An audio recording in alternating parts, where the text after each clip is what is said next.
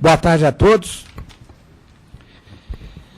De início, a Igreja Quarta Turma manifesta votos de profundo pesar pelo falecimento da senhora Maria Efigênia Neves Cury, mãe do eminente desembargador Luiz Ronan Neves Cury, segundo vice-presidente desse escolhendo tribunal. Oficia a família lutada. Com a adesão de todos presentes, do parquê, do Ministério e da OAB. Reitero nessa sentada os cumprimentos pelo transcurso do aniversário da doutora Paula Cantelli, ocorrido no dia 11 transato, desejando-lhe muita paz, saúde, felicidade e tudo de bom para a senhora, que a senhora continue com esse brilhantismo de sempre. Obrigada, doutor Paulo. A nossa adesão, presidente. E renovo meus cumprimentos também em relação ao aniversário do Dr. Paulo. Obrigado. No dia 12 de agosto. Obrigado. Que o senhor tenha... Foi. Pois é, nossos parabéns aos ilustres aniversariantes. Obrigado. Muito obrigado, doutor Cláudio. Muita paz para o senhor, viu, doutor Paulo? Muito saúde, uma vida longa, obrigado. Com muita saúde. Obrigado, senhora também. Tudo de bom para a senhora. Obrigada. Neste momento, como vem fazendo nas sessões anteriores, sem receio de ser repetitivo, conclamo a todos os advogados e partes que venham se conciliar. Eu faço porque o acordo é uma vitória sobre o tempo, não há vencido, não há vencedor. É bem preferível a decisão conciliada a uma decisão imposta, porque todos sabem, melhor que todos, os advogados e partes, que a verdade real e a verdade processual. Então, nada melhor que um acordo. E eu, nesse momento, eu faço um ingente apelo, porque até o próprio presidente do TST determinou a inserção de vários feitos em pauta durante o interregno do 19 e 23 de setembro, os processos em fase de execução. Eu acho que o momento é muito propício, todos devem avaliar, pensar, meditar, e como o acordo pode ser feito a qualquer tempo, em qualquer momento, tanto na fase de conhecimento como em execução, e considerando também celeridade do processo. Tem varas aí que eu falo isso sem crítica nenhuma. É que é fato público, não, está marcando audiência para o ano de 2018. Então, realmente, o acordo, volta a repetir, é uma vitória sobre o tempo. Por isso, eu conclamo a todos que venham se a vir e peço também que divulguem esse apelo. Eu faço não só na qualidade de presidente dessa quarta turma, como também membro do núcleo de conciliação do 2º grau. O que puder ser divulgado, as partes, advogados, basta acionar o link na página do tribunal, quero conciliar, e é rápido. Dando sequência, determino a reunião. Senhor presidente. Pois não, doutor. Poderia fazer um registro? Sim, senhora. Eu gostaria de registrar, senhor presidente, e agradecer a doutora Luciana Alves Viotti, que tão prontamente atendeu o meu pedido para me substituir e prestou um trabalho, trabalhou lá no meu gabinete com muita dedicação, com muito comprometimento, me ajudou nesse período todo. Muito obrigada, doutora Luciana. Eu só tenho a agradecer e elogiar todo o seu trabalho e agradeço de coração, viu? Muito obrigada. Eu quero registrar também o meu agradecimento à doutora Paula pela honra do convite para substituí-la. Foi um aprendizado imenso no gabinete. Eu quero agradecer aos servidores que me ajudaram demais e a acolhida aqui na quarta turma. Ao doutor Paulo, a doutora Denise, a doutora Maria Lúcia, a doutora Cristina, as servidoras, o pessoal do som.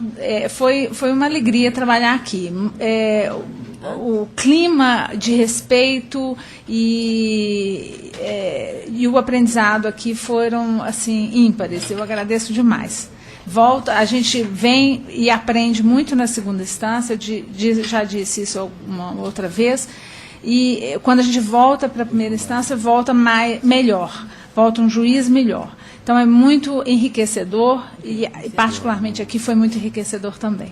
Agradeço demais. Também torno minhas as palavras da eminente trabalhadora Paula Cantelli e deixo claro que teve a grata satisfação e a honra de trabalhar com a senhora. A senhora realmente é uma magistrada de escola, de profundo conhecimento, analisa detidamente os autos, com muita percussiência, com muita erudição, com bastante equilíbrio.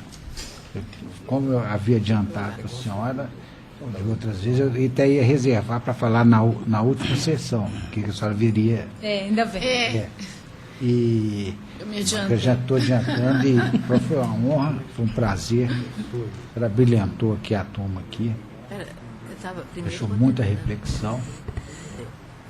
A senhora é um exemplo a ser seguido pelos demais. Obrigada. Está de parabéns, viu, doutor? Obrigada, doutor Paulo. Agradeço demais. Queremos aderir às palavras, né, do presidente. Né? Obrigada. E ficamos pouco tempo juntos, porque assim que ela chegou, eu saí em férias, mas deu para perceber, né, da boa convivência, né, que a doutora Luciana teve aqui com os demais colegas. Né? Obrigada. E esperamos que retorne. Obrigada, com prazer. Isso é uma honra para mim. Senhor O nosso convívio.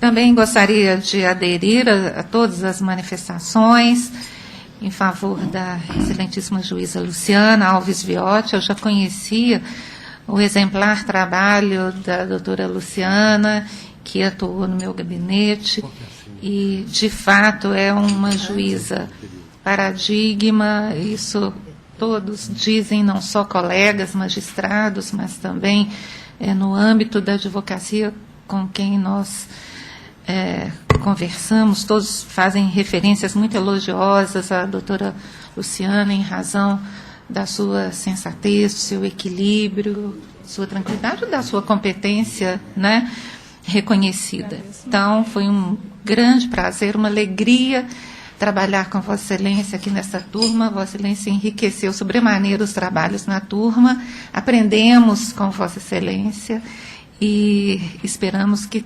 retorne brevemente. Obrigada, eu agradeço demais. Eu também tive a honra de trabalhar no gabinete da doutora Denise, a convite dela, sempre me prestigiou demais a doutora Denise. E, enfim, eu agradeço a bondade de Vossas Excelências. Assim, eu não recuso o elogio, mas sei que muito dele vem da generosidade com que os senhores estão me tratando. Agradeço demais. Eu gostaria de ficar registrado meu agradecimento à doutora Maria Cristina Caixeira, que me substituiu durante o período de férias, né? Que todos já a conhecem, de longa data. Doutora Maria Lúcia, registro efusivos cumprimentos. Doutora Maria Cristina Caixeira. Não, ela agora está em férias. Pela substituição. Talvez ela retorne durante o período de tanto a tanto. O que fez com um brilhantismo de sempre. Dependendo de outros acontecimentos. Oficia a juíza.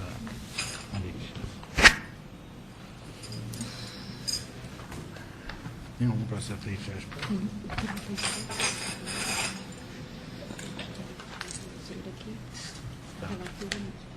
Você almoçou aqui em frente. Determina a retirada de prova dos feitos números 37 e 38, números 931-2013 e 1600-2013, ambos da então relatora.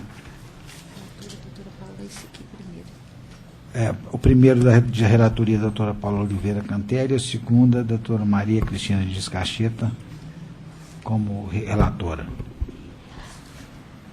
Tem mais? Não vai ser adiado? Não. Tá certo. Havendo quórum legal, invoca a proteção divina e declara aberta a sessão ordinária da quarta turma deste egrégio tribunal, relativa ao dia 24/8/2016. Lida e aprovada a ata da sessão anterior. Dando sequência, proclamo o resultado unânime dos votos atinentes aos embaixos de declaração, tanto aqueles oriundos dos processos físicos quanto aqueles derivados dos processos eletrônicos. Quem estiver a favor de entregar o senhor Geraldo.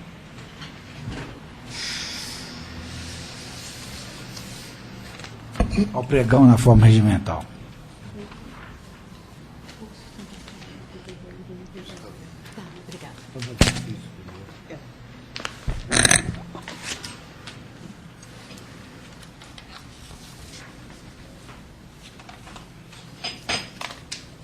Sustentação oral dos processos físicos.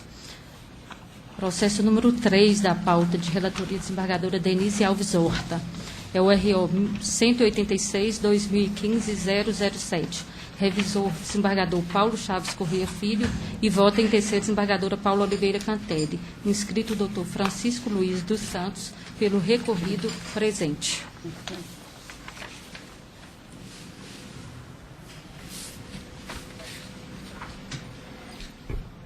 Minha relatora, com a conclusão apenas.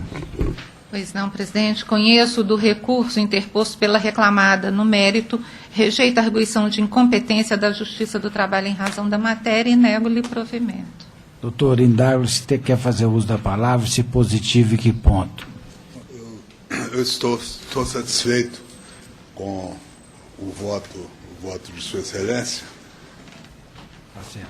Não há necessidade, segundo meu entendimento, Pois não. de continuar. Eu atuo como revisor, estou inteiramente de acordo. Terceira votante, doutora. Estou de acordo, senhor presidente. Assim se decide. Muito obrigado. Vou localizar. Processo número 31 da pauta, RO 1118-2014-136. Relatora desembargadora Paula Oliveira Cantelli, revisora desembargadora Maria Lúcia Cardoso Magalhães e vota em terceira desembargadora Denise Alves Horta. Inscrito Dr. Felipe Barbosa Freitas, pela recorrente presente. Doutora Paula Cantelli, apenas a conclusão. Conheço o recurso ordinário no mérito, dou-lhe provimento parcial para conferir validade ao depoimento prestado pela segunda testemunha apresentada pela réu, senhor Marcos Felipe Silva Santana, excluir da condenação o pagamento das diferenças de comissões e de seus respectivos reflexos. Reduz o valor da condenação para R$6.000 e o das custas para 120. A devolução das custas processuais pagas a maior pela réu será providenciada pela diretoria da Secretaria dos Assuntos Orçamentários e Contábil deste Tribunal, na forma da Instrução Normativa número 2/2009 da Secretaria do Tesouro Nacional. É minha conclusão, senhor presidente. Pois não.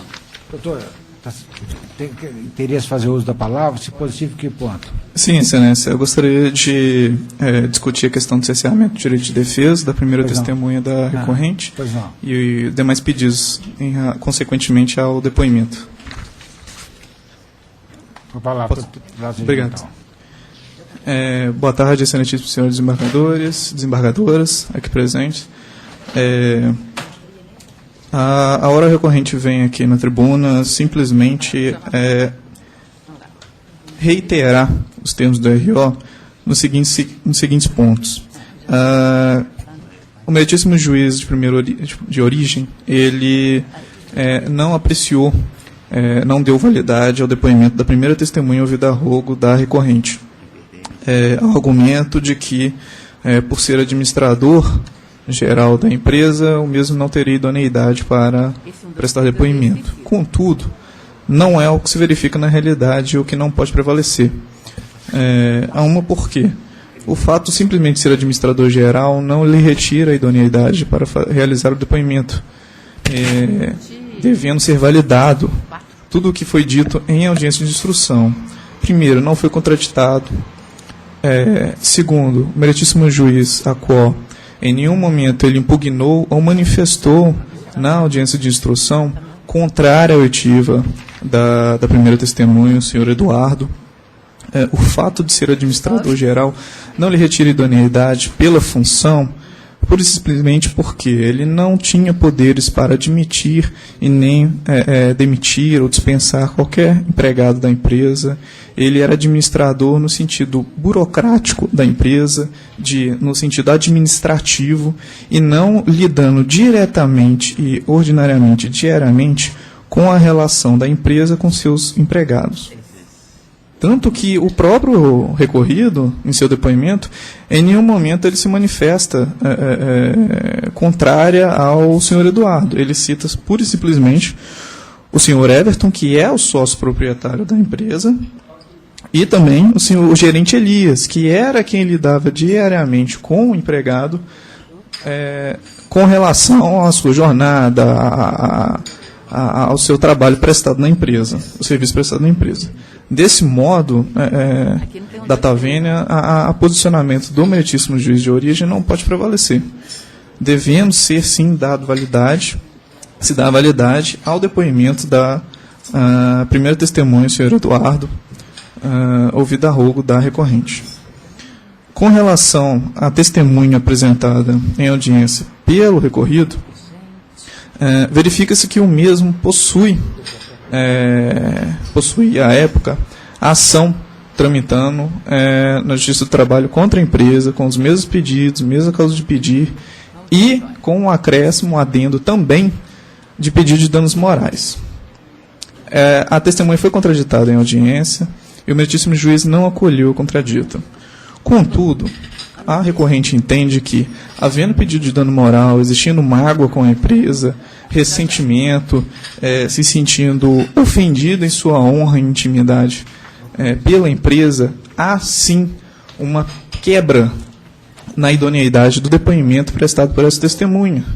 Ora, se no seu íntimo, no seu âmago, há ressentimentos com relação à empresa, em qual grau essa testemunha poderia prestar depoimento dizendo não só a verdade, mas também sendo totalmente e absolutamente imparcial no seu relato em audiência. Desse modo, não pode ser aplicada a súmula 357 do TST, e a hora recorrente entende que o depoimento dessa testemunha não deveria ser acolhido e não deveria ser apreciado pelo douto magistrado de origem. Desse modo, havendo essa reavaliação do conteúdo probatório, principalmente em razão do depoimento da primeira testemunha ouvida a rogo da recorrente, a reversão da justa causa, o pleito do obreiro no presente processo, não pode também permanecer. Por quê? No depoimento da testemunha ouvida a rogo da recorrente, que o juiz não apreciou, infelizmente, senhor Eduardo, fica claro que a justa causa foi devidamente e corretamente aplicada. Nas folhas 132, há relatório de advertências aplicadas pela empresa ao obreiro por constantes atrasos, folhas 133 a 138 dos autos, saída antecipada do local de trabalho, folhas 137 e 143 dos autos, uso de telefone no horário de trabalho, folha 139 dos autos, realizar tarefas sem observar preceitos técnicos, presente na folha 140 dos autos, falta sem justificativa, sem apresentação de qualquer justificativa, folha 144. O ponto que gerou a dispensa por justa causa, os dois pontos principais aqui, que foram relatados por ambas as testemunhas ouvidas a rogo da recorrente, é que o recorrido ele se mostrou tendencioso no sentido de provocar a sua demissão. Infelizmente ou felizmente, a empresa buscou a todo custo mantê-lo na empresa, não quis dispensá-lo, e ainda assim o mesmo reiteradamente descumpriu preceitos que eram claros da empresa, determinados pela empresa, com ampla divulgação a todos os funcionários da empresa. O mesmo reiteradamente descumpriu diversas vezes normas da empresa, normas técnicas, recebeu advertências, foi suspenso e, por último, dispensado por justa causa. Bom, superada essa questão, No que diz respeito ao dano moral, o mesmo não pode prevalecer, ainda que tenha sido decotado, data vênia, porque, de acordo com o que foi dito pelo senhor Célio Cardoso de Almeida, testemunha ouvida a rogo do próprio recorrido, os funcionários, inclusive o recorrido, saiu da empresa no período anterior ao que foi permitido pela empresa. Foi autorizado pela empresa que os funcionários, inclusive entre eles o recorrido, saísse mais cedo em razão de um jogo de Copa do Mundo, em 2014.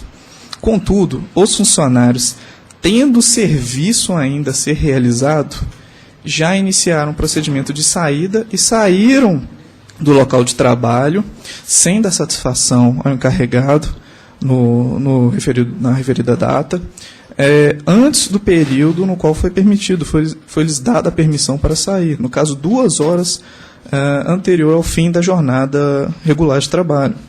O senhor Marcos Vinícius, que foi a segunda testemunha ouvida a rogo da recorrente, corroborou o que foi dito pela testemunha do recorrido, e de acordo com a tese defensiva apresentada pela hora recorrente. Desse modo, ficou constatado que, reiteradamente, o recorrido descumpriu diversas normas da empresa, não lhe sendo justo que a justa causa aplicada a ele não fosse o melhor meio para se interromper o seu labor e encerrar o seu vínculo de emprego na recorrente. Desse modo, é o que se requer, que a reversão da justa causa seja decotada, que o pedido de dano moral seja indeferido e seja validado a oitiva da primeira testemunha do recorrente e invalidado o depoimento prestado pela testemunha do recorrido.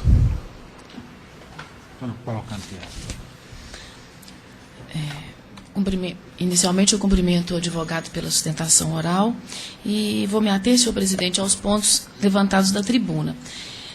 Inicialmente, em relação à preliminar de nulidade por cessamento de direito de defesa,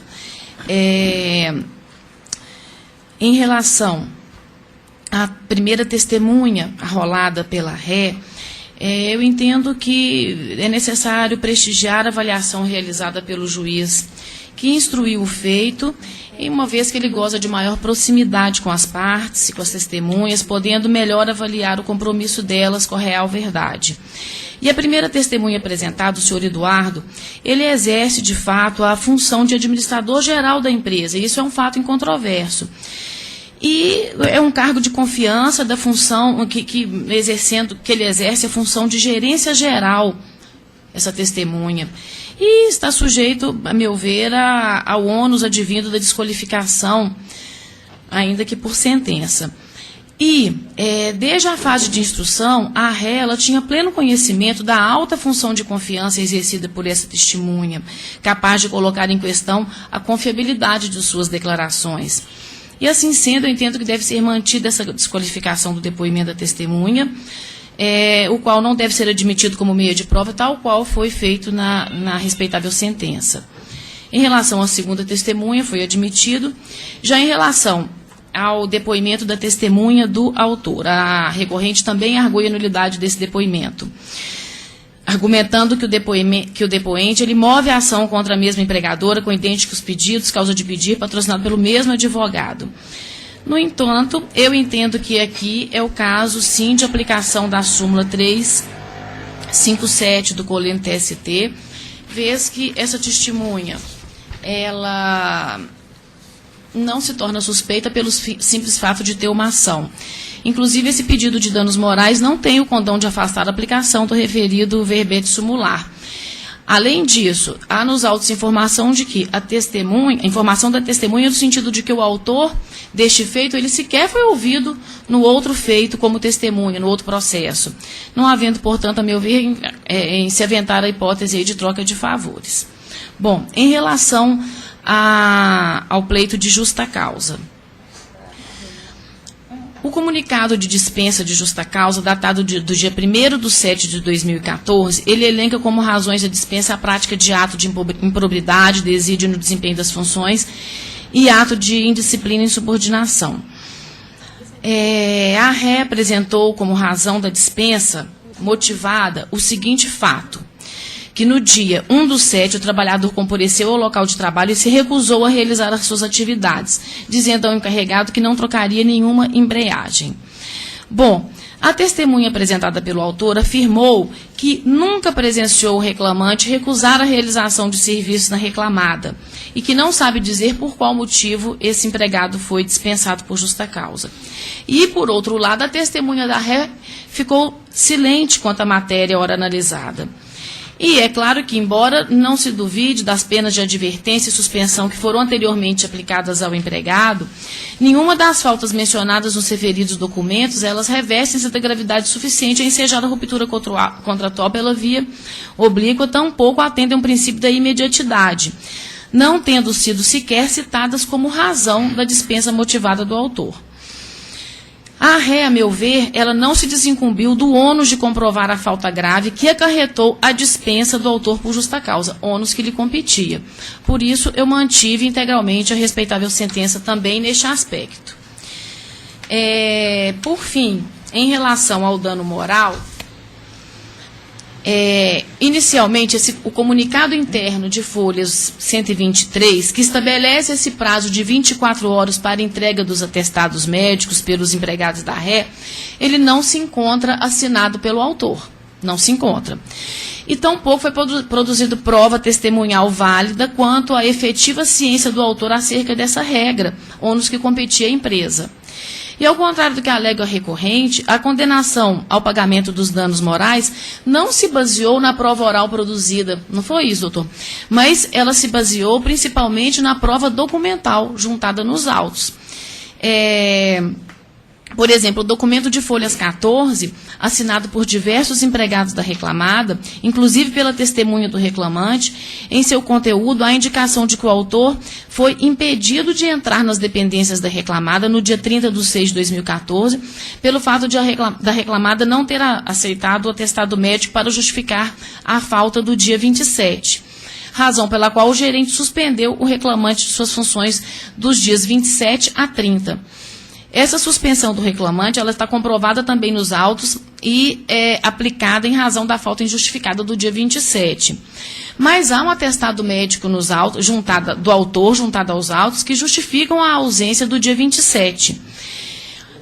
Por outro lado, a reclamada, ela não comprovou que o reclamante ter ciência, conforme eu já mencionei, dessa regra, desse documento aí de folhas 123, que ele não contém assinatura do empregado.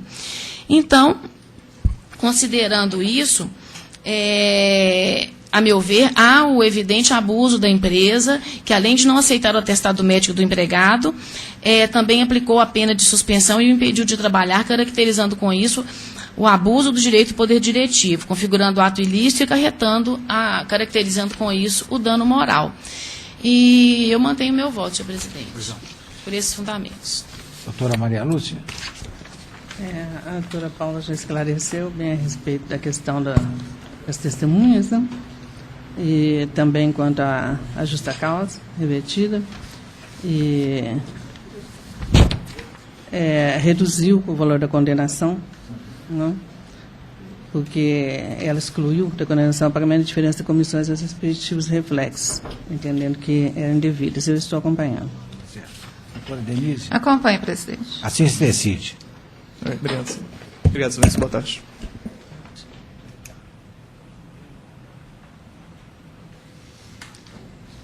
Foi feita uma inscrição antes do início da sessão para o processo número 33 da pauta, o AP 1779-2012-081. Relatora desembargadora Paula Oliveira Cantelli, revisora desembargadora Maria Lúcia Cardoso de Magalhães e vota em terceira desembargadora Denise Alves Horta. Inscrito o Dr. Rodrigo Marcos Bedran, pela agravante presente.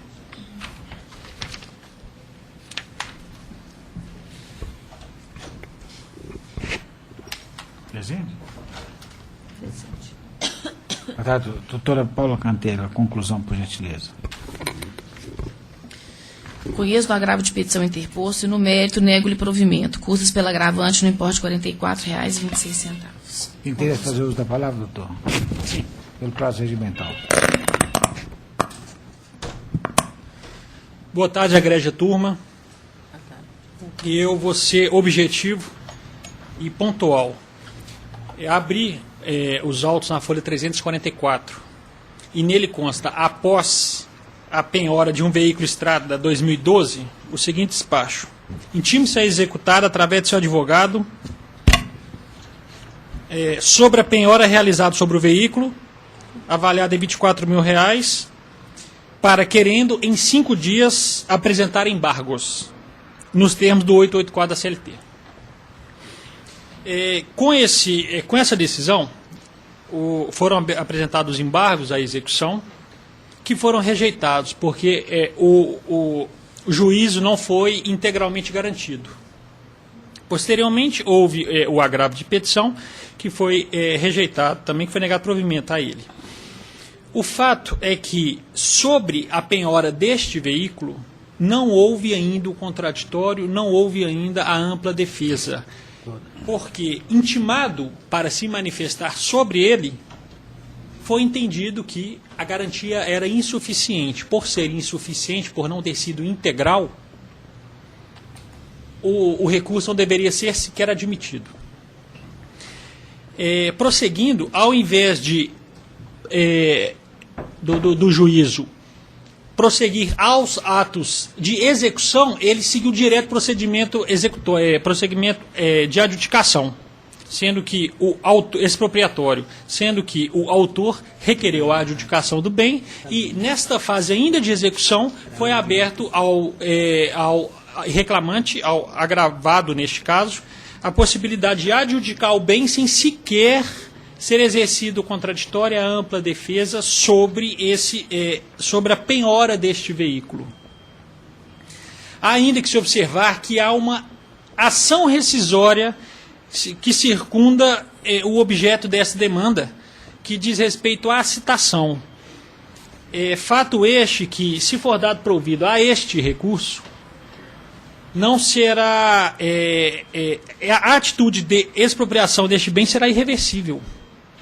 Portanto, aqui existem 2 assuntos relevantes. O primeiro é que não foi oportunizado ao agravante discutir sobre esta execução, que, intimado, ele se manifestou, mas não foi conhecido.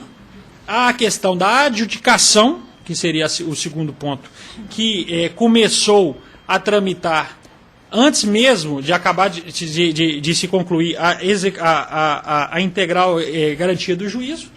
E, por fim, a ação rescisória, que está ainda em tramitação perante a seção especializada, e, se provida for, ela será o objeto da demanda, e esse veículo, uma vez adjudicado, ele causará um dano de impossível reparação.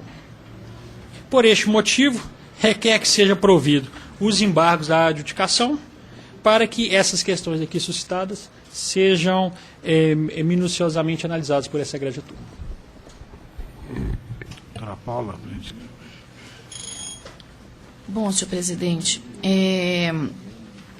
a agravante ela pugna pela anulação do auto de adjudicação ao argumento de que os embargos de execução anteriormente interpostos não foram apreciados, por entender esse egrégio tribunal que a execução não se encontra totalmente garantida, o que, na mesma linha de entendimento, impossibilitaria a adjudicação do bem antes mesmo de garantida da execução.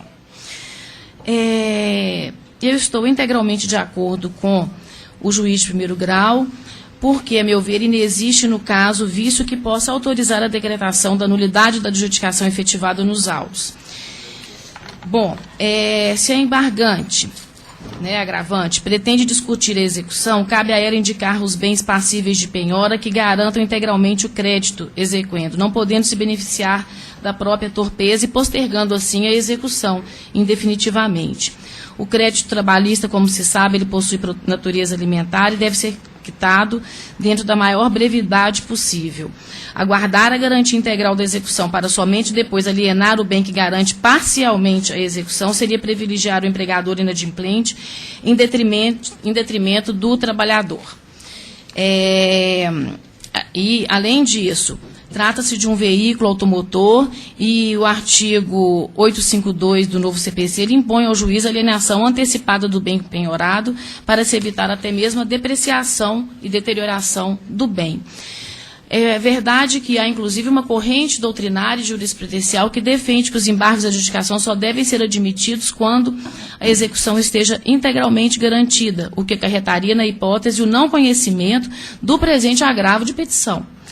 Mas, como se vê, a agravante ela parte do raciocínio inverso, ou seja, ela argumenta que a ausência da garantia total da execução, fato que somente a ela deve ser imputado, impediria até mesmo a adjudicação do bem que garante parcialmente a execução, o que não deve prosperar, notadamente porque, como bem pontuou o doutor juiz sentenciante, aguardar, abre aspas, aguardar a garantia integral da execução para somente depois alienar o bem que garante parcialmente a execução, seria privilegiar o empregador inadimplente, em detrimento do trabalhador honesto. Então, a meu ver, não há dúvidas de que não se deve aguardar a garantia integral da execução para somente depois alienar esse bem, que garante tão somente parcialmente a execução. E, com esses fundamentos, eu neguei provimento ao agravo de petição, senhor presidente. E, antes de mais nada, cumprimentar o advogado pela sustentação oral, doutor Rodrigo. Doutora Maria Lúcia. Estamos acompanhando a eminente relatora, faça as exposições agora do novo Código de Processo Civil a respeito dessas questões de execução, né, contra a penhora, adjudicação.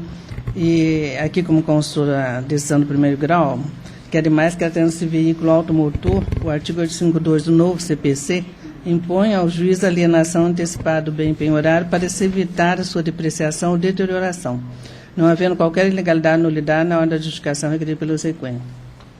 Nós estamos acompanhando a relatora. Dona Denise. Acompanhe, presidente. Assim se decide.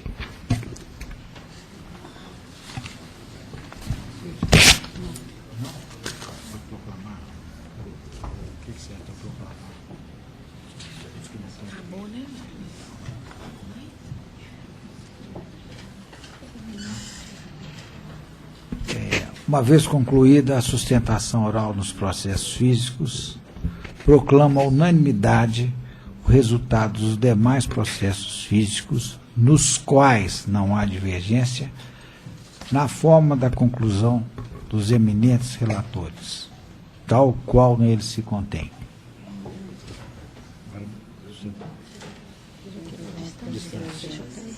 Agora passaremos à sustentação oral à distância. Processo judicial eletrônico.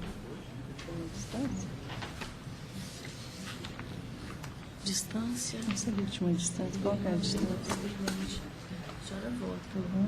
Deixa eu só verificar se está da sala do doutor. 16 da sala do doutor Paulo também. Eles são físicos ou não? PJE? PJE.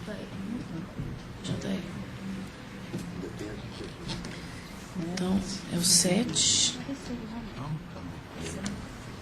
Quem é o relator? 7 é o 10355. Mas assim.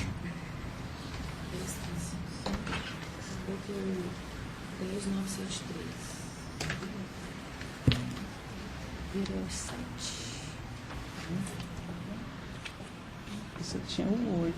Sala das 13h11, relator desembargador Paulo Chaves Corrêa Filho. É o processo número 7 da pauta, o RO 10.355.09/2015.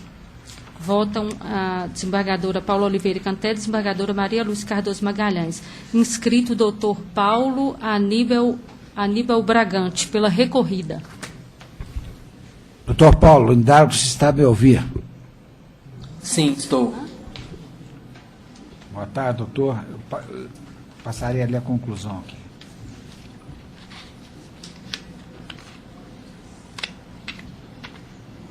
Conheço o recurso ordinário interposto pelo reclamante e, no mérito, nego de provimento. Indago-lhe se tem interesse em fazer uso da palavra e, se positivo, em que ponto?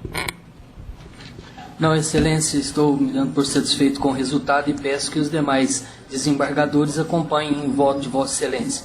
E na oportunidade, eu gostaria de cumprimentar também o desembargador Paulo Chaves pela nova data que passou no dia 12, onde todos o cumprimentaram na hora oportuna, e nós estamos tendo esse horário agora. Boa tarde, obrigado. Muito obrigado, doutor. Eu não vejo divergência apontada, assim se decide. Nem eu voto.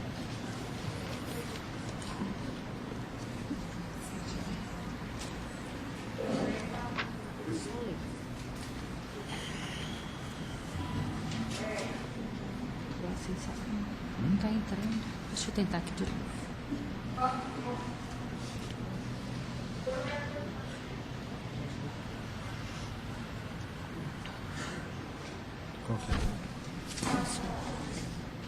O 16.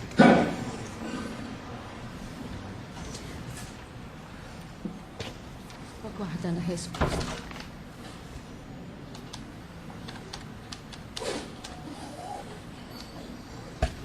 Isso foi julgado.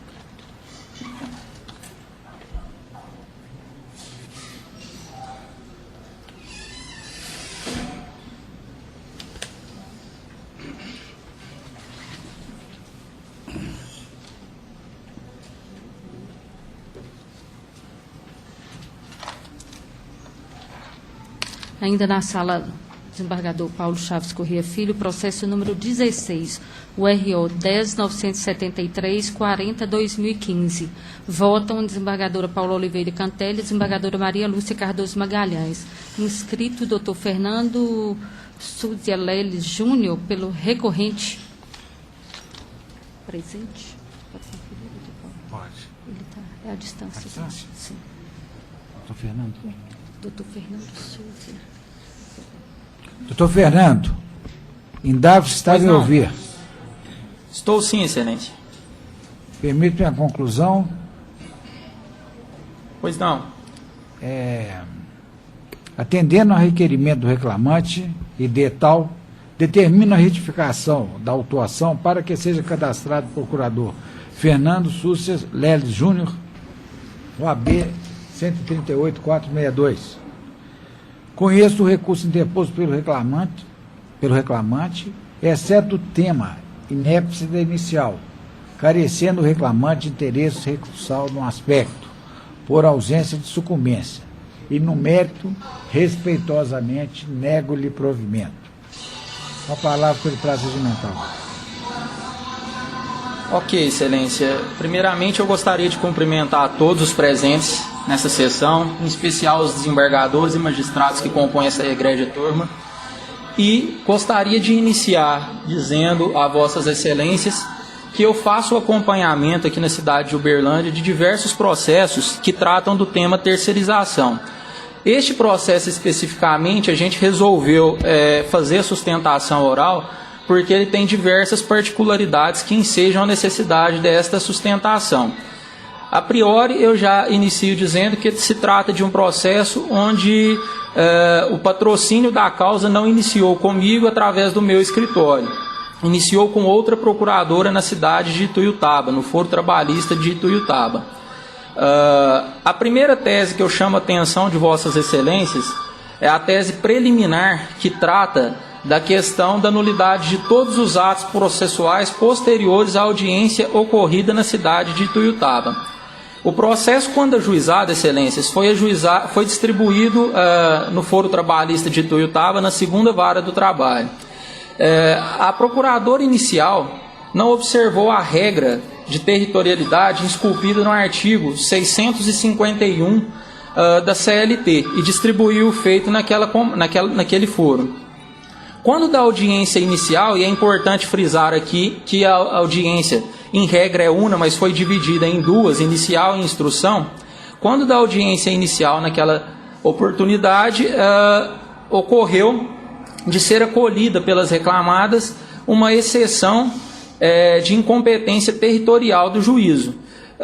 Por essa exceção de incompetência, o juízo da cidade de Ituiutaba determinou a remessa dos autos aqui para Uberlândia. Na oportunidade, excelências, é importante destacar, não foi admitida defesa, não foi concedido prazo para réplica, e simplesmente foi remetido os autos aqui, o que a gente entende que é correto e louvável pelo juiz de Ituiutaba. Por quê? Tendo em vista que o mesmo não teria a competência para analisar o feito, o melhor e o mais correto, processualmente falando, é que o juízo aqui de Uberlândia analisasse então o feito, possibilitando uma nova proposta conciliatória e dando a oportunidade para manifestação. Então, excelências, a nossa tese preliminar, que a gente destaca nesse ponto agora, é justamente neste tocante. A audiência inicial, ela foi praticamente inexistente acontecida na cidade de Ituiutaba, exceto com relação ao acolhimento da exceção de incompetência por aquele juízo. Por conta desta questão, ao remeter os autos aqui para Uberlândia, deveria ter sido marcada uma nova audiência inicial ou, seguindo a regra da CLT, uma audiência una, possibilitando assim pelo juiz competente uma nova oferta, uma nova possibilitação de conciliação e composição entre as partes. No entanto, o juiz competente aqui da cidade de Uberlândia marcou a audiência já como de instrução e recebeu as defesas já inseridas pelas reclamadas e concedeu o direito à réplica à reclamante. Mas, do nosso ponto de vista, houve prejuízo nessa nova tentativa de conciliação através do juízo competente aqui da comarca. Por essa razão, a gente pede a nulidade de todos os atos processuais ocorridos posteriormente à audiência inicial, requerendo o retorno dos autos a esta origem e para que seja marcada ou uma nova audiência inicial ou audiência una, possibilitando assim a nova tentativa de conciliação entre as partes. É importante destacar, excelências, que a gente anexa uma situação onde ocorreu basicamente a mesma coisa no processo. A gente insere aí, só muda a questão onde o juiz incompetente, no caso, foi aqui da cidade de Uberlândia, remetendo os autos para Ituiutaba. Não foi aproveitado nenhum ato e todos os atos posteriores foram feitos pelo juiz de Ituiutaba. Isso faz parte do nosso recurso. Então, como primeira tese preliminar, seria o nosso requerimento. A nulidade de todos os atos processuais, repito, e o retorno dos autos à comarca, ao foro de origem aqui, para que seja promovida uma nova tentativa conciliatória. E, posteriormente, o recebimento de defesas, réplicas e nova decisão pelo juízo. Como segunda tese, excelências, eu peço vênia, embora já tenha sido passada a conclusão de não acolhimento da preliminar de inépcia, mas eu peço vênia pelo seguinte: eu gostaria de tratar dessa tese juntamente com a tese meritória. O processo, como eu disse, ele foi acompanhado no início por uma outra procuradora.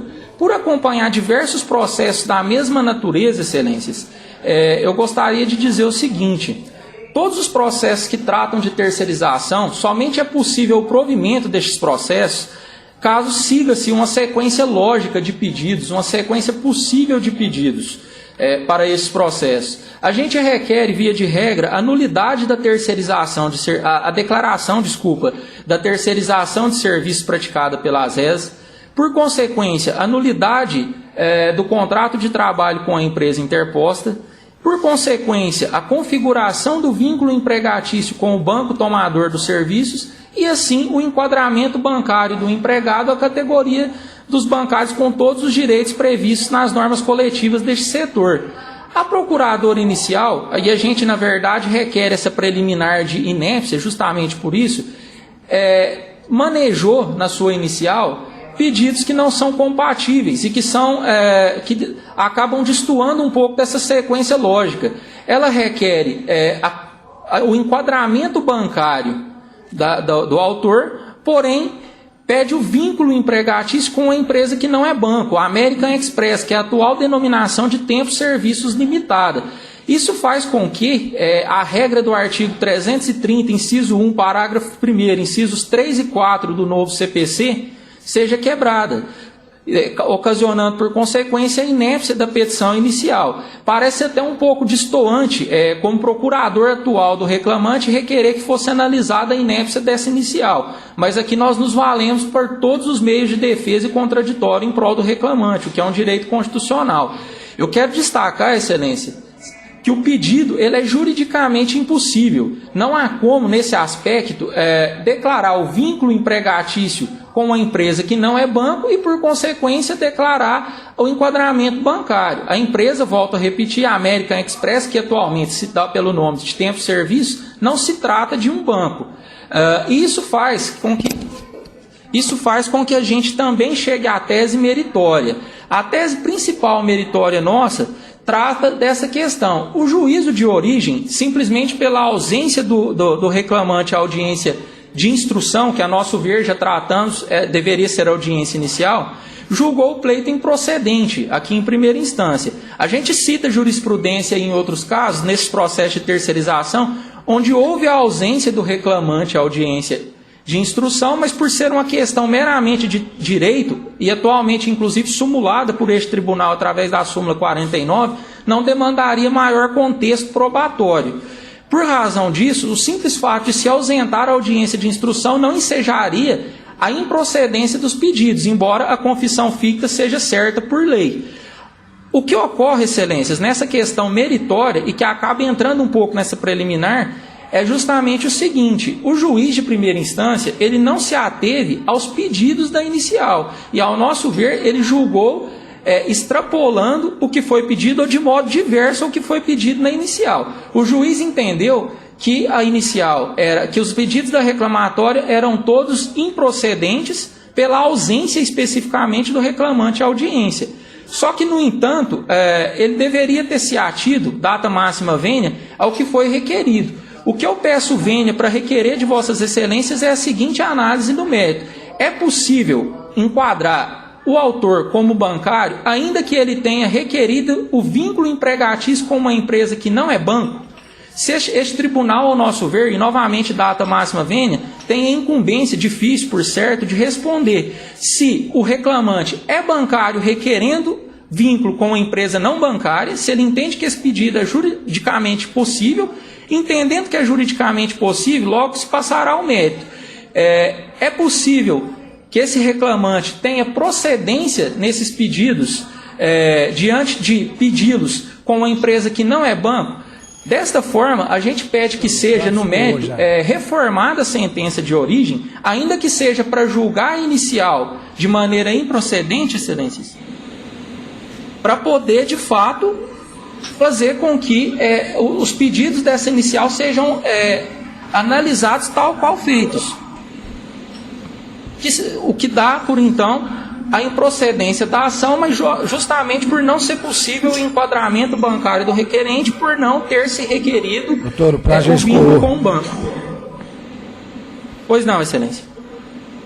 Eu atuo como relator aqui, e apesar da clareza da mantina da sustentação, deixo claro, o senhor como advogado do reclamante pedir a inépcia da inicial, eu vou dispensar maiores comentários aqui, porque já falece interesse recursal no sentido aqui. E no que pertine ao alegado cerceamento de defesa, eu convido com a decisão de origem, porque o fato de ter sido acolhida a exceção de incompetência em razão do local de Ituiutaba para Uberlândia, os reclamados apresentaram exceção de competência, o juiz da segunda vara de Ituiutaba acolheu e determinou a remessa para Uberlândia. O juiz da primeira vara de Uberlândia recebeu as defesas, concedeu vista ao reclamante por 10 dias para impugnação e designou audiência de instrução, sendo certo que as partes foram intimadas da referida decisão. Não se observa, portanto, qualquer nulidade a ser declarada, pois o autor foi intimado para se manifestar sobre as defesas, documentos, bem como da data designada para audiência de instrução. Pelo exposto, rejeita preliminar. E no que pertine à licitude da terceirização, entendo que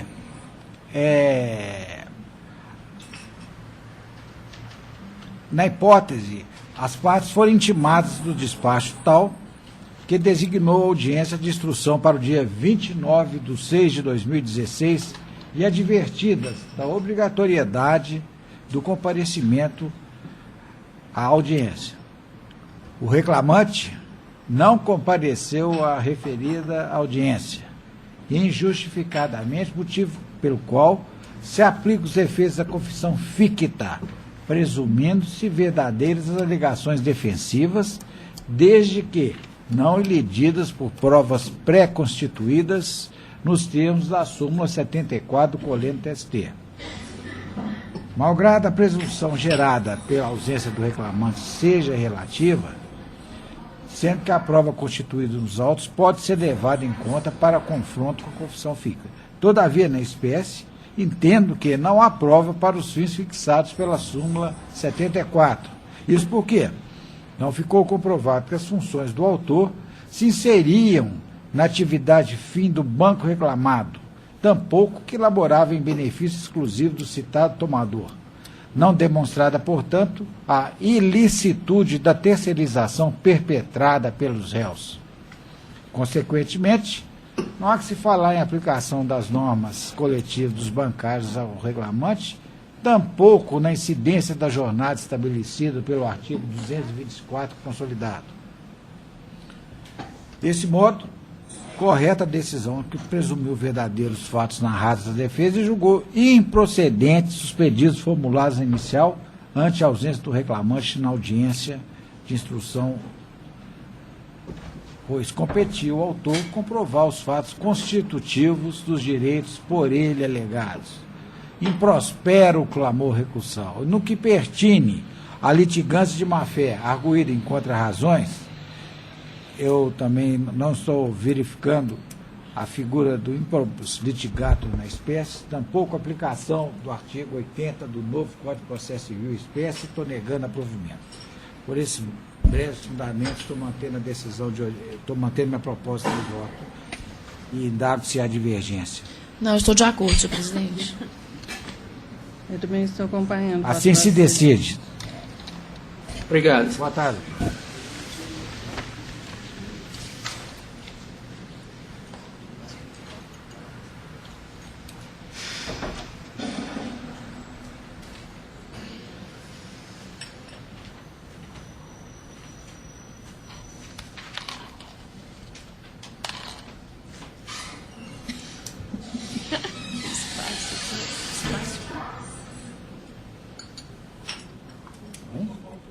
Agora tem um tanto que eu não vou.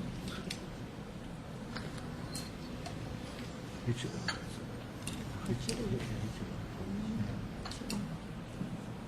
Pode continuar na fala do senhor?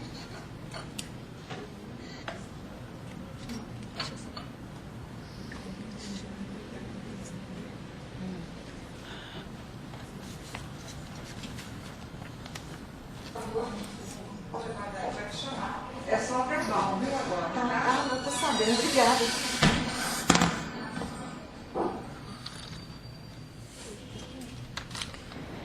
Ainda na sala, desembargador Paulo Chaves Correia Filho, processo número 22 da pauta, o RO 11.282.51/2015.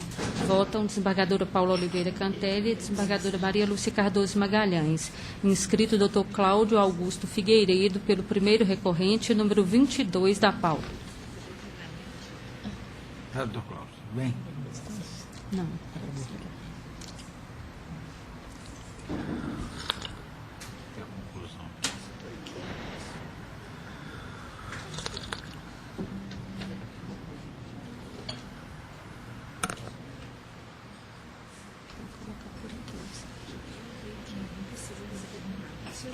Doutor Cláudio, permite minha conclusão e aí o senhor faz a sustentação nos pontos que o senhor entender pertinentes. O voto é longo. Conheço os recursos ordinários interpostos pelas partes. No mérito, provejo parcialmente o recurso ordinário do reclamante para condenar a reclamada ao pagamento das horas extras após a sexta diária por todo o período imprescrito em que o reclamante laborou em turnos ininterruptos de revezamento, conforme registros constantes de controle de jornada, bem como diferença de horas extras e de adicional noturno quitados com a utilização do divisor 220. Provejo, em parte, o apelo da reclamada para absolvê-la da condenação ao pagamento de adicional de insalubridade e reflexos.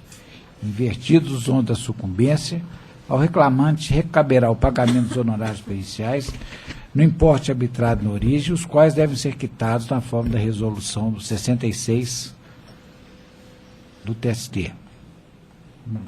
Só um minutinho.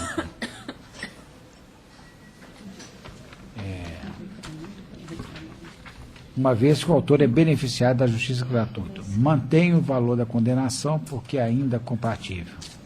Eu guardaria eventual voto divergente, mas eu só queria falar umas palavrinhas Pois para não deixar passar aí o aniversário do senhor, obrigado. dar a visão do advogado, né? Porque eu tive que fazer uma audiência com o senhor tanto tempo em Pedro Leopoldo. Muito obrigado. E confessar, era uma briga para a gente ir em Pedro Leopoldo, porque todo mundo queria fazer audiência com o doutor Paulo Chaves, na obrigado. época era vara única. Eu acho que a visão dos magistrados, talvez com exceção da doutora Paula, que já deve ter feito audiência com o doutor Paulo, eu queria dar essa visão, né? A gente brigava para ir na audiência e para entrar na sala para aprender por razões óbvias, né? E para divertir, porque tinha um clima de guerra, o senhor vai lembrar em determinadas audiências, né? E o senhor nunca botou lenha na fogueira. Na época o senhor tinha um hábito, quando a audiência ficava meio complicada, o senhor começava a morder um pouco a caneta, a tapa. E falava assim, e o acordo? Né? E sempre saía aquele acordo, né? E a visão até dos próprios magistrados eu tenho um pouco também, porque quando eu faço audiência, como fiz agora, semana passada, com o doutor Luiz Cláudio Sanfiani, seu também discípulo, né? Eu já entro na sala, ele já pergunta do senhor, em Viçosa que eu tive. E doutor Cláudio Zotti, a mesma coisa. Então é só para dar os parabéns e para que o senhor continue assim sempre. Muito obrigado. Para a gente desfrutar do senhor em muito tempo. Muito obrigado. Só nesse processo aqui tem uma divergência aqui. Não é, lógico que não é a doutora Paula Cantelli. Nesse processo, senhor presidente, respeitosamente, eu fico vencida em relação ao... Eu negaria provimento ao apelo da empresa no que se refere ao adicional de insalubridade e seus reflexos, tão somente, minha divergência é tão somente nesse sentido, em razão do laudo pericial. Só isso, senhor presidente. Doutora Maria Lúcia. Eu estou acompanhando o eminente relator. Tá. A decisão por maioria vencida, a eminente desembargadora Paula Oliveira Cantelli, no que pertine o adicional de insalubridade. Obrigado. Muito obrigado, viu? Prazer, viu? Boa tarde, doutor.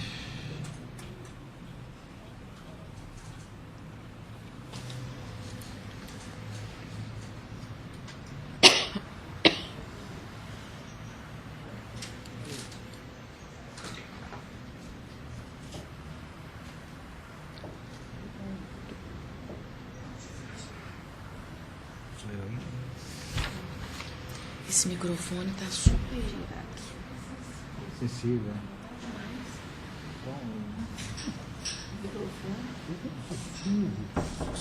Ele falou lá da proscutar.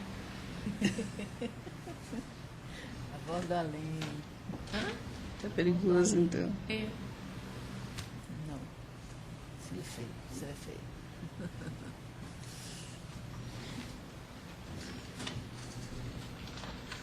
Processo de relatoria do desembargador Paulo Chaves Corrêa Filho é o número 1 da pauta URO 10.094/24/2015. Votam desembargadora Paula Oliveira Cantelli, desembargadora Maria Lúcia Cardoso de Magalhães, inscrita a doutora Marta de Lima Carvalho Ribeiro, pela recorrida ausente. Processo número 1 da pauta.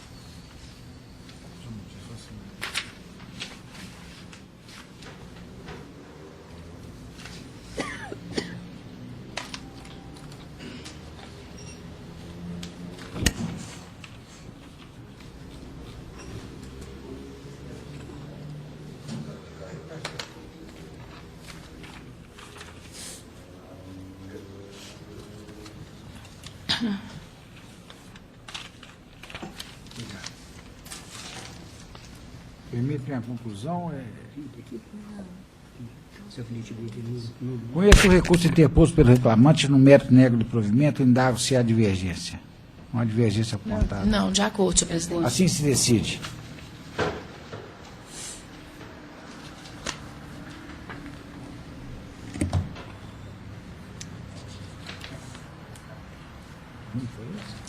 Esse foi o número 1.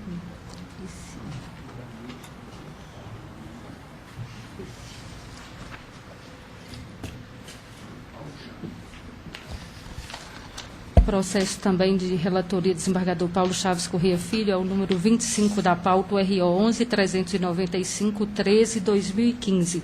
Votam desembargadora Paula Oliveira Cantelli, desembargadora Maria Lúcia Cardoso Magalhães. Inscrito doutor Vinícius Nascimento Miranda, pela segunda recorrente, presente, processo número 25. Paulo. São dois recorrentes? Dois recorrentes. E duas citações? Não, só uma. Ele está falando pela segunda recorrente. Segunda recorrente. Reclamante. Reclamante, né? Isso.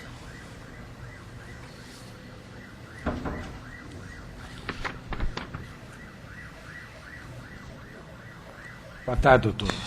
Conheço os recursos interpostos no mérito do provimento ao recurso ordinário da reclamada para, julgando improcedentes os pedidos iniciais, absolvê-la da condenação imposta em primeiro grau. Improcedente o petitum, ficam invertidos os ônus da sucumbência concusas pela autora, isenta ex lege. Autoriza-se a reclamada a reaver o valor das custas processuais recolhidas perante o órgão da Receita Federal como de praxe. Nego provimento ao recurso adesivo do reclamante. Com a palavra por tempo. Boa tarde a todos, vice-presidente, demais membros julgadores da egrégia turma. Sobre o tema, gostaria de ressaltar de antemão que já tive processo julgado aqui por essa egrégia turma, em sentido contrário ao voto do relator. Foi o processo da Tatiane, eu vou pegar aqui o número exatamente agora. E o tema tem despertado bastante controvérsia nesse tribunal, dado que temos decisões divergentes das diversas turmas. Já foi, inclusive, alvo de um julgamento de demanda repetitiva, submetido ao pleno do tribunal. Não foi... esse incidente de demanda repetitiva não foi acatado, não foi sequer julgado. Então permanece essa, digamos, discórdia entre as turmas. A terceira turma, a terceira turma, a nona turma, a 10ª turma, e aí, salvo engano, a quinta seguem o entendimento do relator.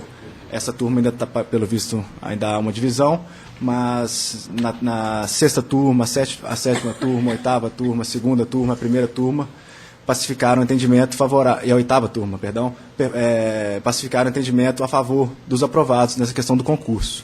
Por isso que existe no gabinete já do presidente um incidente de uniformização de jurisprudência para ser julgado nessa questão, que acredito que, diferentemente daquele recurso de incidente de demandas repetitivas, esse incidente de uniformização vai ser acatado e deve ser julgado, dado que esse posicionamento divergente entre as turmas acaba por causar uma insegurança jurídica enorme entre os aprovados, dado que aprovados melhores classificados que caem em turmas favoráveis, caem em turmas desfavoráveis, acabam tendo negado o pedido, enquanto aprovados piores classificados, digamos assim, que caem nas turmas favoráveis, têm o seu direito concedido ou mantido, dado que a primeira instância, a maioria dos juízes tem concedido não só o direito, como a antecipação de tutela. O processo que eu me referia anteriormente, já julgado pela 4ª turma aqui, foi o 0010-368-45-2016, que foi julgado pela 4ª turma e foi julgado de maneira procedente. Por isso que, preliminarmente, eu venho aqui pedir para que, caso seja mantido o julgamento, a improcedência desse julgamento, que seja retirado o processo de pauta até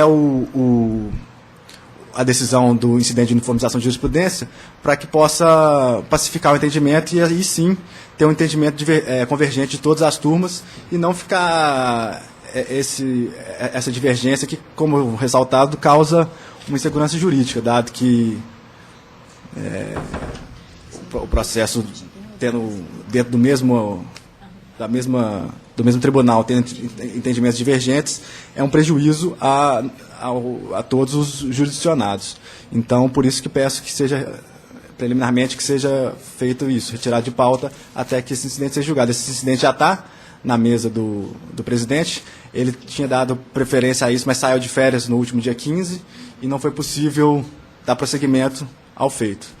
mas parece, pelo que me foi passado, que assim que ele retornar de férias, uma das prioridades é unificar esse entendimento, porque já é um tema recorrente entre as diversas turmas desse tribunal. Mas passada essa preliminar, eu gostaria de ressaltar que, nesse caso aqui, trata-se de uma terceirização de atividade fim, que foi, inclusive, reportada pela hoje eminente desembargadora doutora Juliana Vignoli, uma ação civil pública movida pelo Ministério Público do Trabalho, que chegou a uma lista de 1.135 terceirizados que exerciam uma atividade de telemarketing que não era bem de telemarketing, que ela era um telemarketing sui generis que era determinado de abordagem, no qual era realizada a venda de vários produtos, atividade claramente fim do banco, tanto é que o próprio tribunal aqui sumulou o entendimento na súmula 49, entendendo que o serviço de telemarketing por instituição financeira caracteriza a terceirização de atividade fim. Como existiam à época do ajuizamento da ação e também da sentença 1.135 terceirizados exercendo essa função, cobre todo o cadastro de reserva. Além dessa terceirização do serviço de telemarketing, existe também, isso já é uma tese que eu alego, a terceirização por via dos correspondentes bancários, que ocorre em escala e grau muito maior, e atinge um número muito maior, não só de empregados do caso da Caixa Econômica Federal, alvo aqui desse processo, mas toda a categoria dos bancários, que vem tendo seus direitos e conquistas preteridos de uma categoria muito forte, por meio desses correspondentes bancários, que exercem, que é uma terceirização que os bancos abrem novas agências, sem, no entanto, se imiscuírem, se envolver nos riscos da atividade. Eles terceirizam para um terceiro e remunizam esses terceiros por atividade realizada. E, no caso, as atividades vão desde financiamento imobiliário, abertura de contas, crédito rotativo, abertura de conta pessoa jurídica, todas as atividades que são realizadas em uma agência bancária é passível de realização no correspondente bancário, a depender do tamanho desse correspondente bancário. Então, as terceirizações pelos bancos estão atingindo essa escala, a meu ver, assombrosa. Essa terceirização que eu citei agora de atividade fim dos correspondentes bancários, ela é alvo de uma ação civil pública movida pelo Ministério Público da 14ª Região, que é Roraima e Acre. Essa ação civil pública tem como signatário 27 procuradorias regionais do trabalho, ou seja, é um trabalho praticamente nacional. Ela está sendo processada lá, mas infelizmente vai demorar um pouco a ser julgada, dado o tamanho da ação civil pública e da força econômica dos réus. Eles interpõem, só para o tribunal se declarar competente, foram 2 anos de agravo de instrumento em cima de agravo de instrumento, que esses diversos bancos estão realizando, porque são as principais instituições financeiras do país, as 6 principais instituições financeiras são alvo desse processo.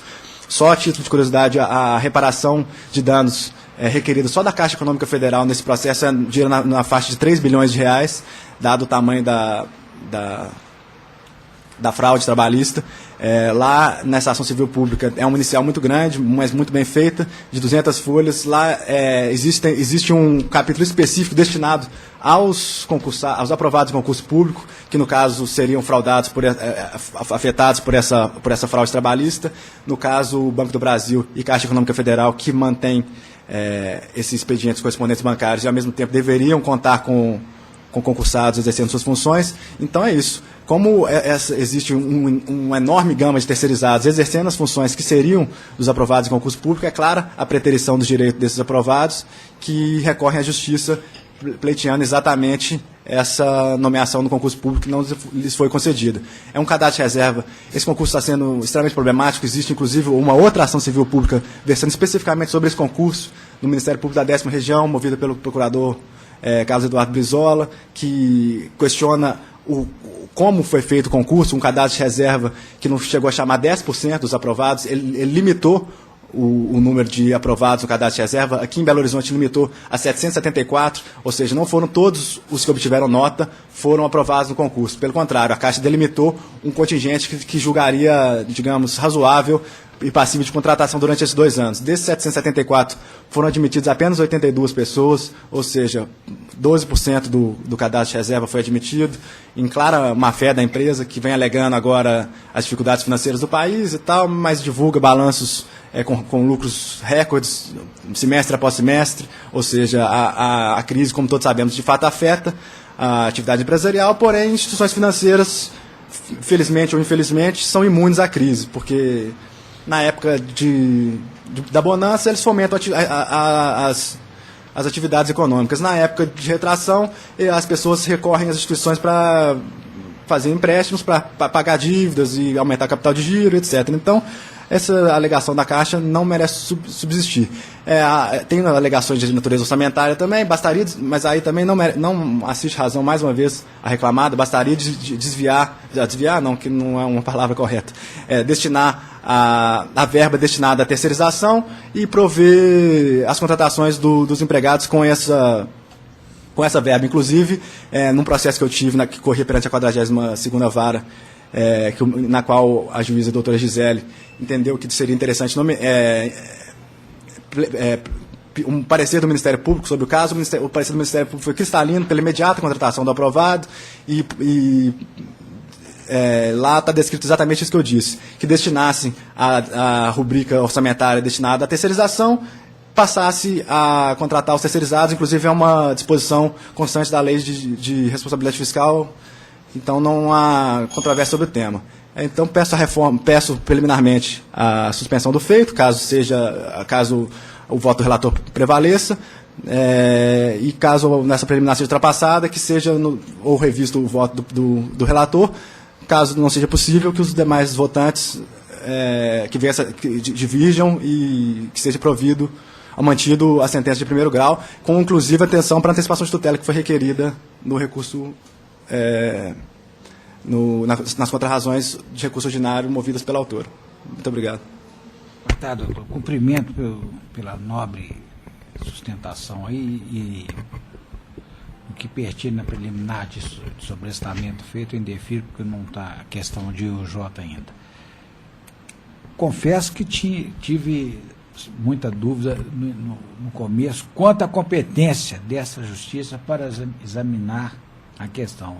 Entendi que no caso, que seria numa matéria de direito administrativo, que a Justiça Federal seria competente, mas depois, posteriormente, revendo, estudando, entendi que a competência era dessa própria justiça. Então, eu estou rejeitando a preliminar de incompetência e dando-me competência, dando-me por competente, e estou rejeitando a suspensão da lide, do litisconsorte também estou rejeitando. No que diz respeito ao mérito propriamente dito, cadastro reserva, direito à nomeação, é um tema tormentoso, como o senhor disse.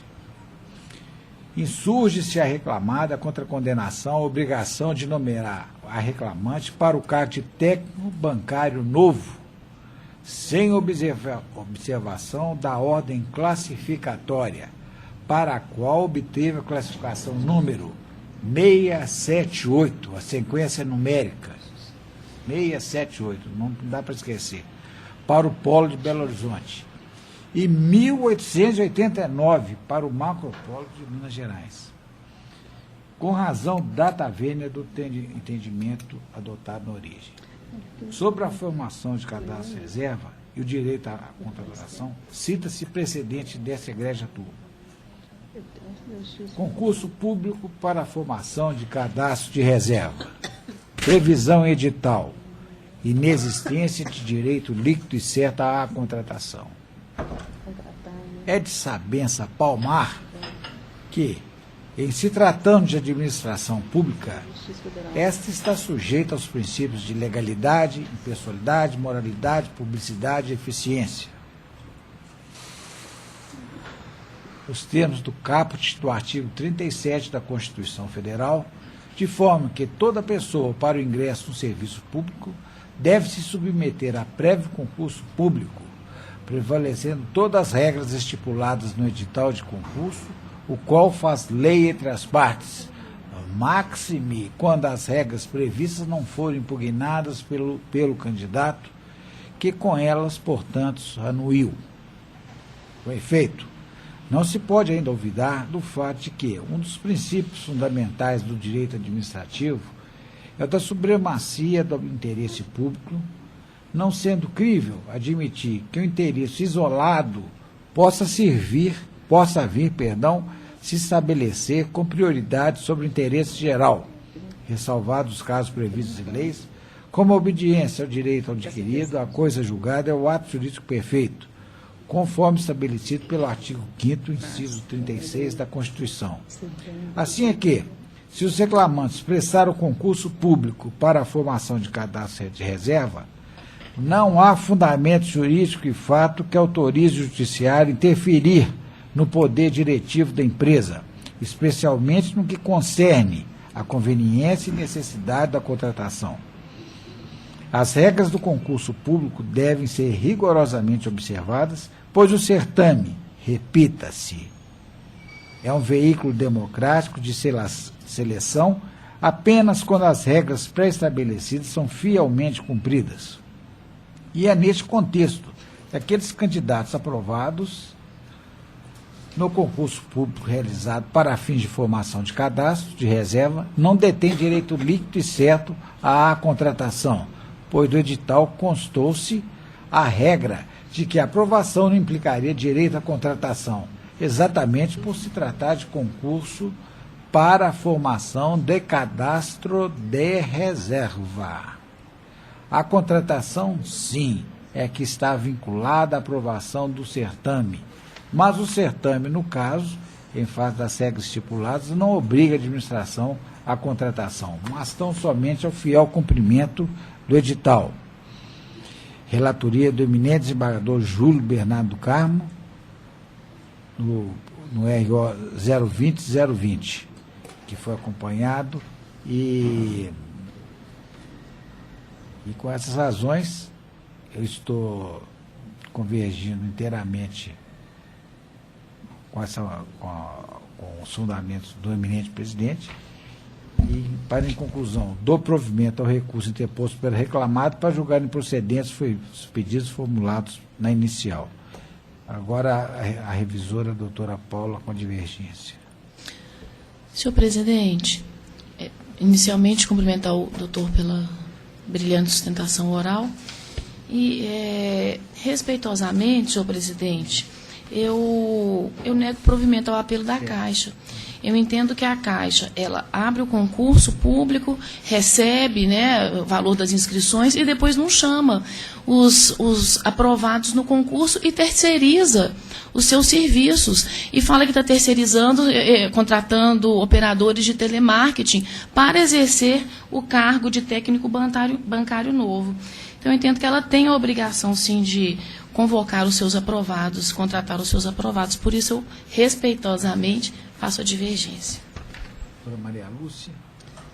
Essa é questão muito tormentosa, né? E antes de eu sair em férias, me parece que participei de um pleno em que ficou muito discutida essa questão da competência. Porque como ainda não havia sido concretado, só havia participado de um concurso público, então essa competência seria da Justiça Federal, e não nossa. Mas, enfim, como constou da emenda do seu voto, que o coleno TST firmou jurisprudência, no sentido que a Justiça do Trabalho é competente para conhecer e julgar lides, tais quais a hipótese dos autos, em que se discutem questões relativas ao período pré-contratual, de potencial empregado em empresa pública federal, aprovado no concurso público, para a formação de cadastro de reserva. Eu, pessoalmente, acho que a competência é da Justiça Federal. Mas, enfim, vamos nos curvar à jurisprudência do TST. E aí, no caso, a própria Caixa, não só o advogado da tribuna, mas a própria Caixa requereu a suspensão do feito, enquanto pendente o julgamento do conflito de competência, número 129.550, perante o STJ. Então, como a própria Caixa, né, requereu a suspensão do feito... Só uma questão de ordem, excelência. A Caixa está discutindo a questão daquela...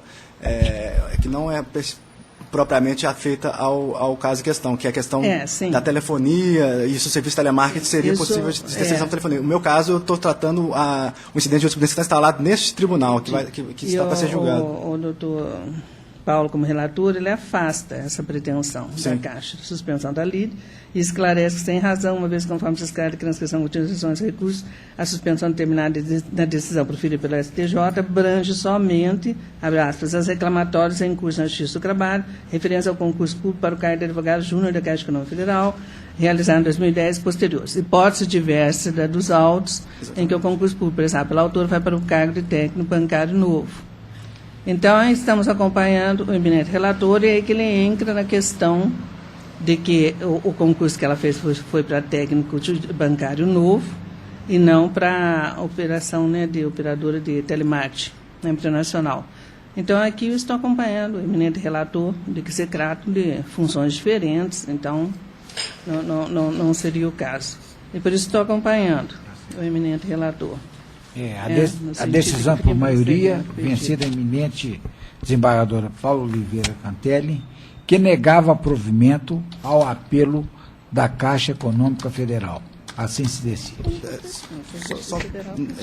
Realmente não há possibilidade de suspender o feito até o incidente? De início já falei que... Não, sim, é porque aí... Na vice-presidência, eles já travam as focadas. Nós temos que guardar, né? Sim. Colocar. É porque, como eu disse, já está para ser julgado. Mas, de qualquer forma, cumprimento Vossa Excelência. Pois não, ficaremos no aguardo. Sim. Pedido de suspensão. E o J, incidente de uniformização do juiz. Tudo bem. Parabenizo Vossa Excelência pela recente data de aniversário. Gostaria, diferente do advogado anterior, não tenho esses anos de convivência, estou começando aqui agora na advogada frente do tribunal, mas agradeço sempre a educação e presteza com que recebe a todos. Gostaria de parabenizar também, a doutora Paula, no último julgamento que estava saindo de férias, então cumprimento pelo retorno das férias. É sempre uma honra participar dos julgamentos de Vossa Excelência, dado que fui seu aluno. E agradecer à doutora Luciana, que substituiu com brilhantismo a doutora Paula, não só nessa turma, mas já substituiu em outras turmas também. Já tive julgamentos presididos por Vossa Excelência. Cumprimento sempre a atuação da doutora. Parabéns também ao senhor. Infelizmente não deu muito certo, não, mas não tem um recurso de revista aí pela frente. Muito obrigado.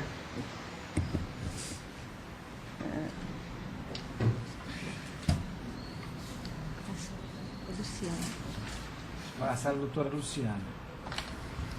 Processo da juíza convocada Luciana Alves Viotti, sala das 13h25. Processo número 10 da pauta, ORO 11.222.65/2015. Votam desembargadora Maria Lúcia Cardoso Magalhães e a desembargadora Denise Alves Horta. Inscrito Dr. Flávio Carvalho Monteiro de Andrade, pelo recorrido presente. Processo número 10 da pauta. Relatora, doutora Luciana Alves Viotti. Luciana, apenas a conclusão, por gentileza. Eu vou ler no papel aqui que está no aqui da minha tela. Conheço do recurso ordinário interposto pelas réis e no mérito nego-lhes provimento. Doutor Inderves quer fazer uso da palavra. Só em caso de divergência, excelente. Não consta que não. Qual que é o nome desse aqui? 11... 222. Não há divergência apontada, assim se decide. Obrigado, boa tarde, excelente. Boa tarde.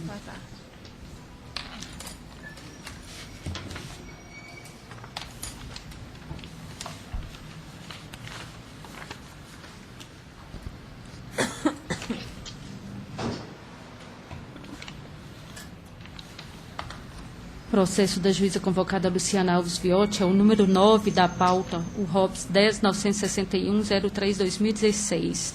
Votam desembargadora Maria Lúcia Cardoso Magalhães e a desembargadora Denise Alves Horta. Inscrito Dr. Elias Nege Neto pelo recorrido presente. Doutora Luciana, a conclusão, por favor. Eu conheço dos recursos ordinários interpostos pelas partes e, no mérito, nego-lhes provimento, mantendo a sentença por seus próprios e jurídicos fundamentos. Doutora Elisa, boa tarde. Com a palavra. Senhor presidente, desculpa.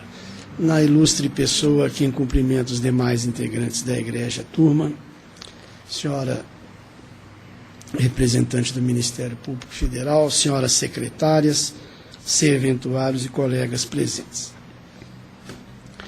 Inicialmente, peço licença a Vossa Excelência para cumprimentá-lo aí pela passagem do aniversário, embora o tenha fazendo com atraso. Obrigado. Mas nós que militamos tantos anos lá em primeira instância, lá na nossa querida Pedro Leopoldo, a gente tem motivos para isso. Parabéns, viu, doutor?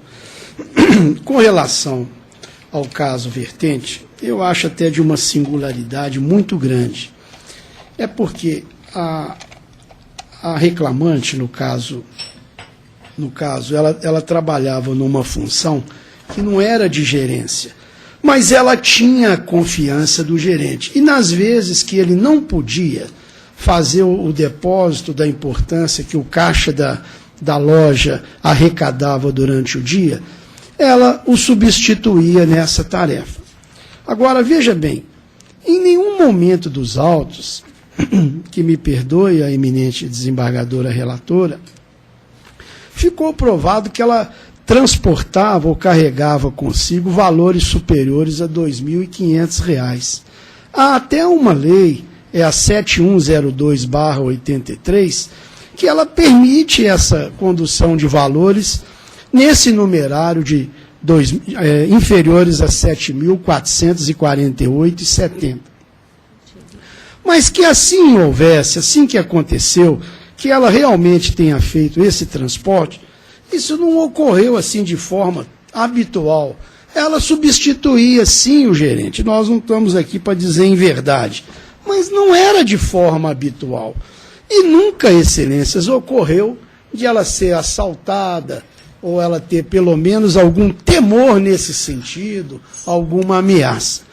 Então, por conseguinte, sem a necessidade de muito se alongar, gostaríamos que o voto da eminente relatora fosse revisto, ou se isso não for possível, não fosse acompanhado pelos demais votantes. E, alternativamente, caso ainda assim não seja do entendimento de Vossa Excelência, que o valor, então, da condenação fosse reduzido, porque nós entendemos que bastante exacerbado, aproximadamente R$10.000, num tempo de trabalho curto, para impingir uma condenação nesse suporte. É assim que se pede, com a costumeira justiça. Devolvo a palavra do relator. Cumprimento o ilustre advogado pela sustentação. A reclamante pleiteia aqui, eu vou me ater à questão da indenização por danos morais pelo transporte de valores, objeto da sustentação de Vossa Excelência.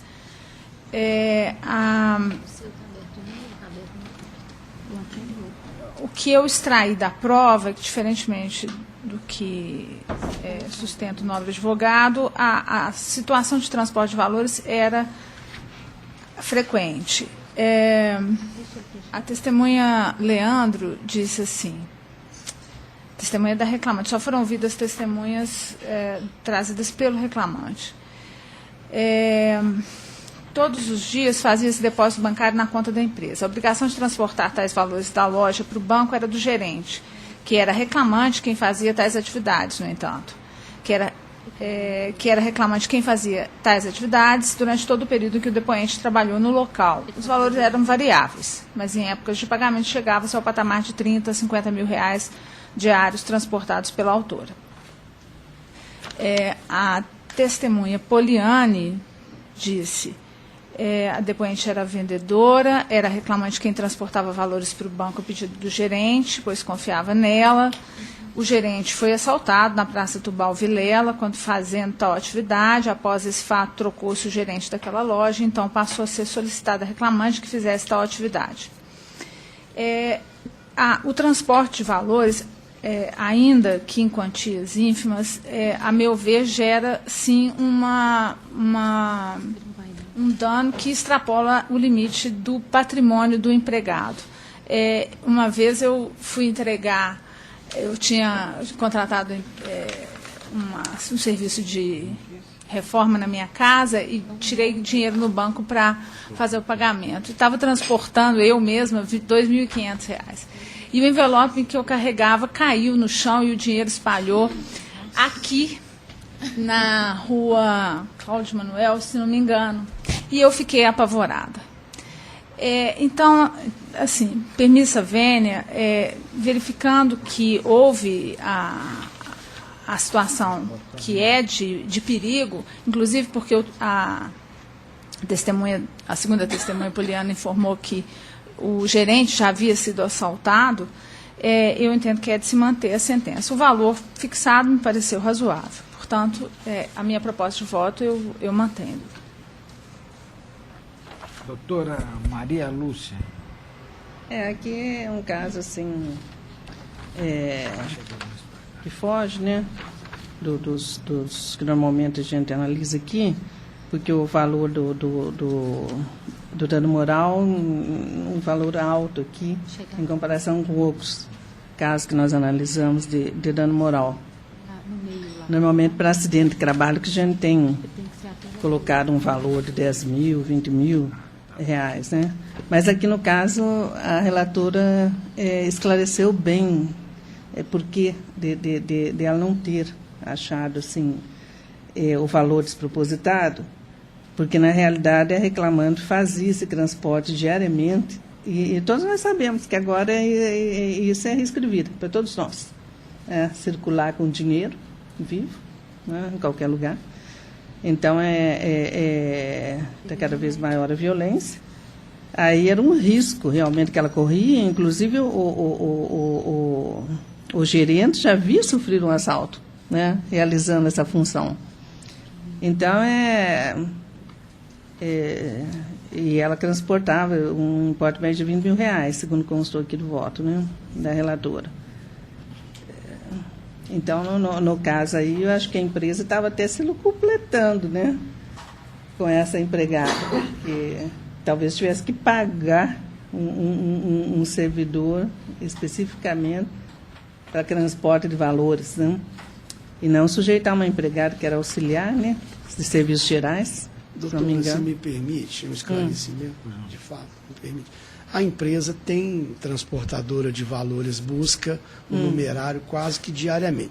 Mas, de repente, a loja tem um movimento extra, aí excede, às vezes não passou a transportadora. Para aquele dinheiro não ficar, justamente pela segurança que a senhora disse, aí até 2.500 e é próximo o banco.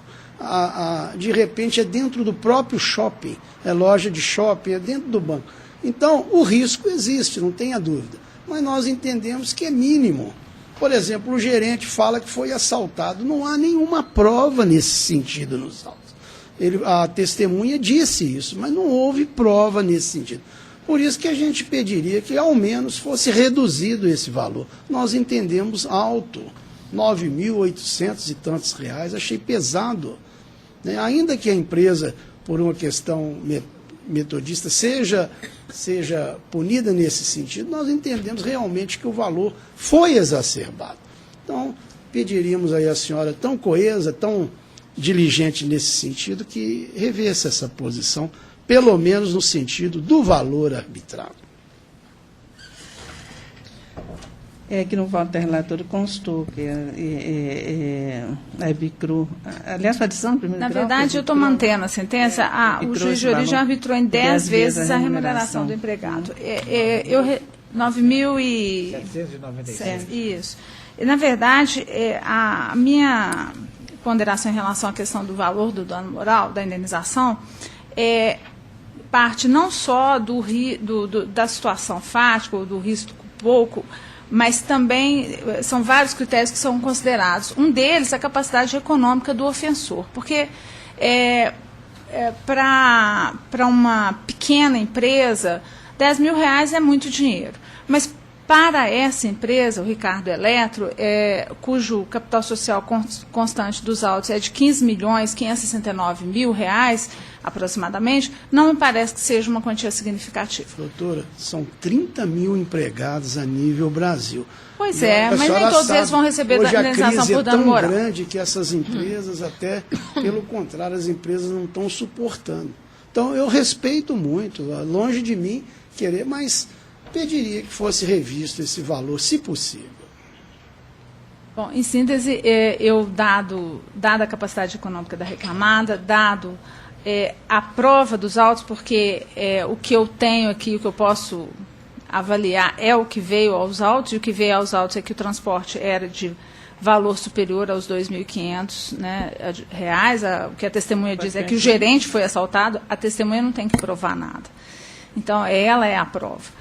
Enfim, então eu acho que está razoável. Dona Maria Lúcia?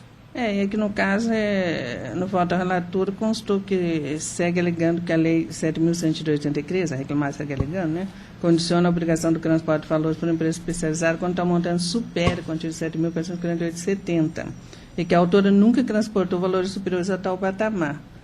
Mas depois as provas que vieram aos autos não confirmaram essa alegação da empresa, porque, pelo que consta do voto da relatora, os documentos juntados aos autos pela reclamante demonstram que o montante por ela transportado importa médio de R$20 mil. Então, eu estou acompanhando a relatora em razão desses... Também acompanho, presidente. Tá. Assim se decide. Obrigado, excelência. Bom trabalho. Muito bem.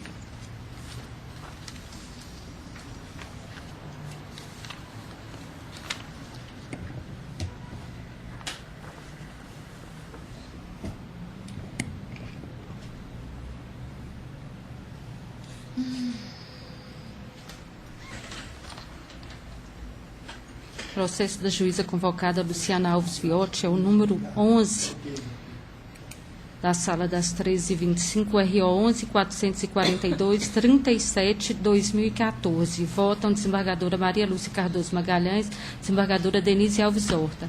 Inscrito doutor Cristiano Elderson de Araújo Abreu pela segunda recorrente, processo número 11 da pauta.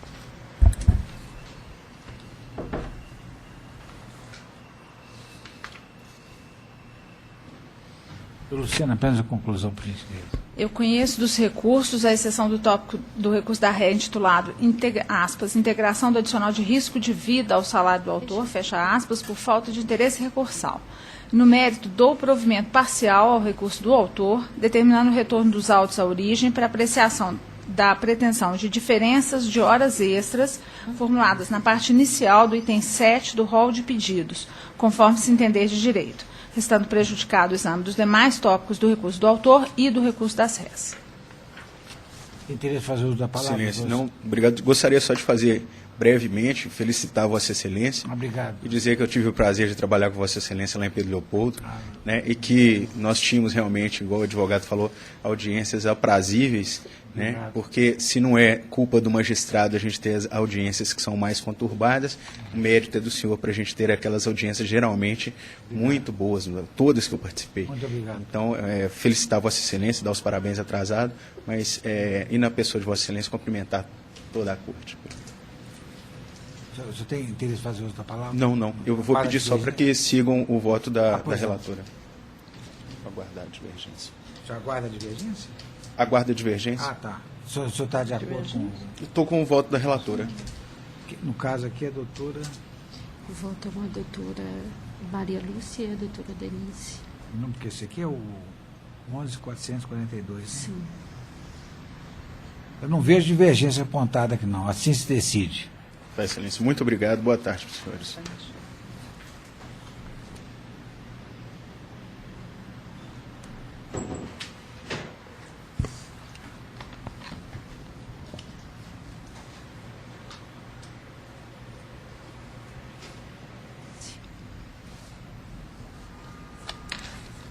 Processo da desembargadora Denise Alves Horta. É o processo número 17 da Sala das 13h06, o RO 11.268-50/2014. Votam desembargador Paulo Chaves Correia Filho, desembargadora Paula Oliveira Cantelli.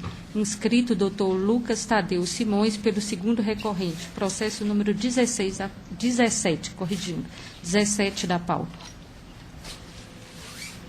Doutora Denise, apenas a conclusão, por gentileza. Pois não, presidente. Conheço dos recursos do reclamado e do reclamante. No mérito, nego provimento ao apelo empresário e dou parcial provimento ao do laborista para majorar a condenação relativa às horas extras intervalares de 10 minutos para 1 hora por dia de efetivo labor, mantido o valor da condenação para ainda compatível.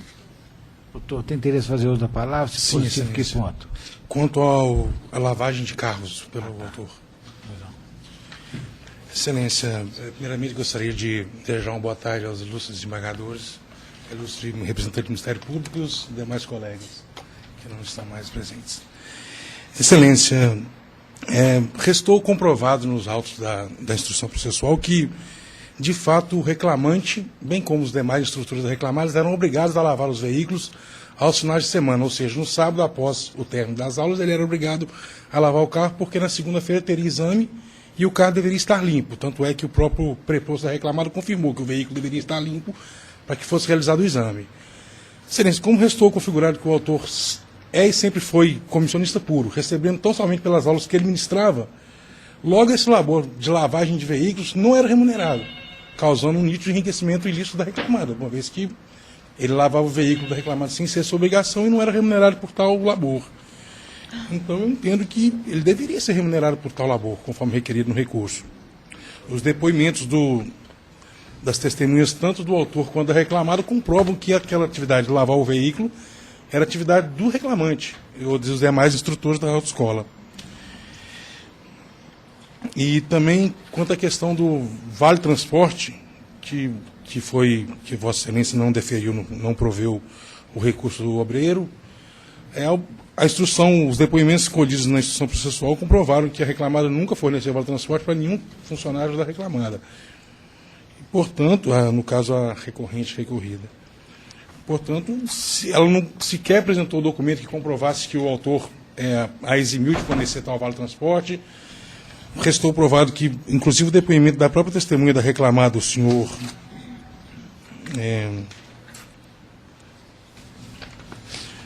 Só um segundo, por gentileza.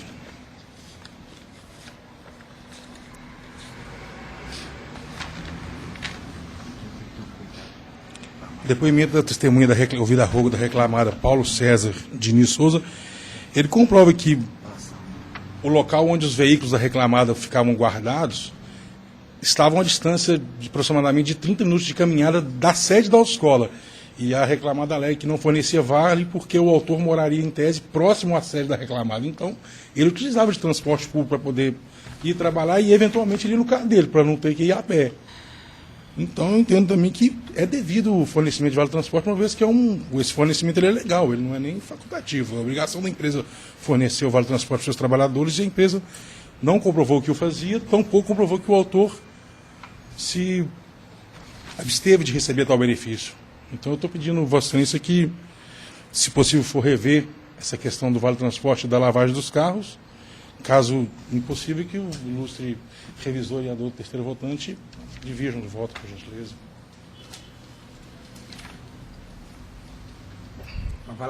Pois não, presidente. Bem, quanto ao acúmulo de funções pleiteado, eu estou entendendo que o reclamante, como instrutor de condução, né, de veículos,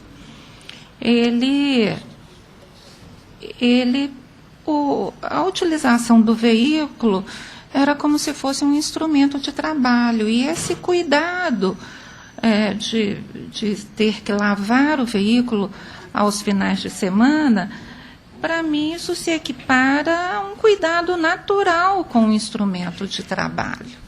Então, eu não vejo aí que realmente fosse uma atividade totalmente desconectada da atividade principal, que era a instrução, né, de motoristas, condutores, e não entendo que isso possa gerar o pagamento por um acúmulo de função. Lavar o carro aí aos finais de semana, como disse, entendo que é um cuidado natural que essa pessoa deveria ter com seu instrumento de trabalho. No mais, quanto ao Vale Transporte, a prova é toda no sentido de que ele residia próximo, de forma que, em algumas oportunidades, ele ia a pé. A testemunha, arregimentada pelo próprio autor, diz que depois da última aula guardava o carro na garagem, pegava o seu e ia embora, sendo que gastava 15 minutos aproximadamente, uma vez que não era longe. Outra testemunha, arregimentada pela empresa, diz que a empresa tem uma garagem onde ficam os carros na rua Damas Ribeiro, que a garagem sempre foi nesse local, que não recebe vale transporte porque mora perto, que se for a pé da autoescola até a garagem são 30 minutos e aproximadamente 7 minutos de carro. Então, entendo que a distância não é considerável para efeito de gerar assim um esforço muito grande do laborista para fins de fazer jus ao Vale Transporte. Então, eu estou mantendo a sentença nesses dois aspectos, presidente. Boa tarde, doutor. Eu vi. A sentença é oriunda da 6ª Vara de Contagem. Tive cuidado de ler os autos virtuais. Os brilhantes memoriais, foram 2 memoriais. Eu tive o prazer de contar com o doutor e a Exato. doutora Paula. Com costumeiro cuidado, o memorial, por sinal brilhante, mas eu convivo inteiramente com a relatora. E faço porque a função de lavagem de automóvel faz parte integrante do contrato de trabalho. É coisa inerente, é uma atividade periférica, está íncita. A questão, pela ordem, é só como ele era comissionista puro, ele recebia tão somente pelas aulas que ele ministrava, esse labor ele não era remunerado pelo reclamado, então... Está vendo aí, doutor, mas está intrínseco, se ele era comissionista puro, tudo, era dever dele estar na gama do rol de atribuições do dia a dia dele. Sendo instrutor, qual que é o dever dele? Deixar o carro sempre limpo, tudo para os alunos estarem aptos para participar das aulas. E pela mesma motivação, convivo inteiramente também com a eminente relator no que concerne ao Vale dos Transportes, pedindo vênia para adotar os fundamentos da eminente relatora, e assim decido. Senhor presidente, eu acuso o recebimento do memorial, parabenizo o advogado pela sustentação oral e acompanho integralmente a eminente relatora. Assim se decide. Obrigado, boa tarde a todos. Boa tarde.